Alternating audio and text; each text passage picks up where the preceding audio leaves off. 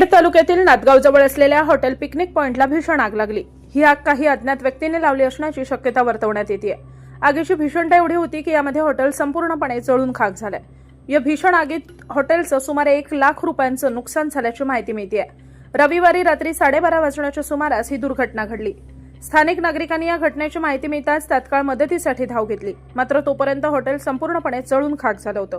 मात्र कोणत्याही नैसर्गिक कारणानं ही आग लागली नसून जाणीवपूर्वकच ही आग लावली असण्याची शक्यता वर्तवण्यात येते। या दुर्घटनेमुळे परिसरात एकच खळबळ उडाली असून अज्ञात व्यक्तींना पोलिसांनी ताबडतोब ताब्यात घेण्याची मागणी आता जोर धरू लागली आहे।